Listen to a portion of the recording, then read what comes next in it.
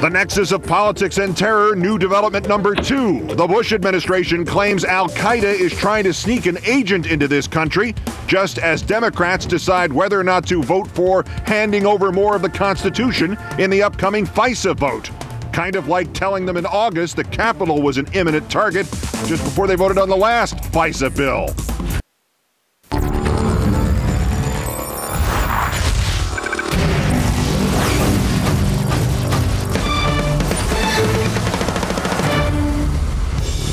Months ago, as the Democratic-controlled Congress considered changing the law on when and where the government can spy on Americans and others, the nation learned of apparent new threats to our security. Republican Senator Trent Lott told his colleagues that a threat to the Capitol meant literally, quote, the disaster could be on our doorstep.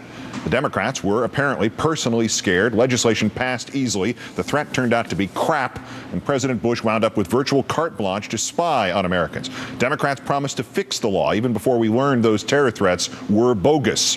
So our third story tonight should come as no surprise. The White House released today's report, ratcheting up fear again on the very same day that Democratic fix was introduced in Congress to protect Americans from government spying.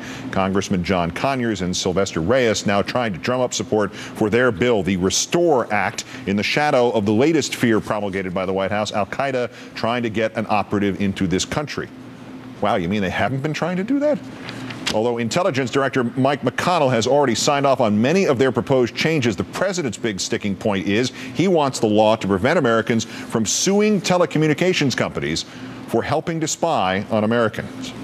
Let's turn now to constitutional lawyer Bruce Fein, former Associate Deputy Attorney General in the Reagan administration, now chairman of the American Freedom Agenda. Bruce, thanks again for your time tonight. Thanks for inviting me. Of that which needs to be done, how much would this responsible surveillance that is overseen, reviewed, and effective act, or less painfully, Restore Act, how much fixing would this bill actually accomplish? Well, the main untold story is that the president continues to claim he has inherent constitutional power to flout any law that Congress enacts, even one that he proposes.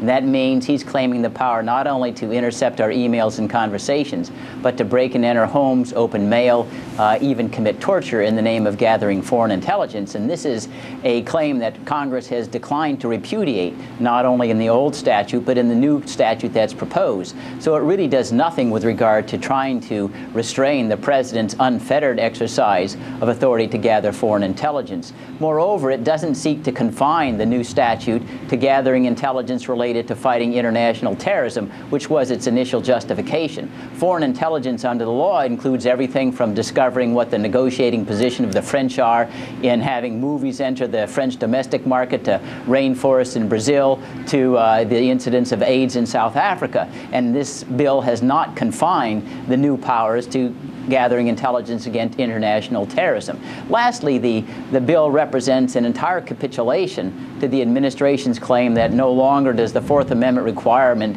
that you have an individualized suspicion that an American is engaged in some kind of terrorism or acting as a foreign agent before a warrant is issued in order to obtain foreign intelligence, that there's sort of a blanket warrant, exactly the kind of warrants that King George III used against American colonists and provoked the Declaration of Independence. Which brings this interesting quote out of a New York Times story about this from a Justice Department spokesman, that his agency would review any bills that are introduced, quote, to make sure they don't have any consequences that hamper our abilities to protect the country. Maybe he didn't mean to say any consequences, but was not, as you suggest here, the country founded on the notion that some things should in fact hamper the government's abilities, even when the government is claiming its only motive is to protect us? That is the entire meaning of the Constitution and the Fourth Amendment, to check what government can do. And that statement from the Justice Department really echoes a former statement by the Director of National Intelligence to the effect that if he had to choose between so-called saving the country and saving the Constitution, he'd save the country, sort of implicitly suggesting there's a conflict between the Constitution and the country, and the Constitution has to bow, instead of understanding that the Constitution is the country. The Constitution is our birth certificate. The Constitution which gives gives us our freedom, our checks and balances that make certain that we survive and flourish as a nation, yet retain our liberties rather than giving them up in the quest to defeat any kind of terrorism that's alleged by the president. And one other thing that you pointed out, I think, is that the administration continues to claim absolute secrecy over all these threats that allegedly require the statute. And Congress now for over 6 years has permitted the president simply to state as a fact any description he has of the danger. It's not Ronald Reagan's trust but verify. It's just, if you say it, Mr. President, we'll believe it. And Congress has certainly strong authority to obtain that information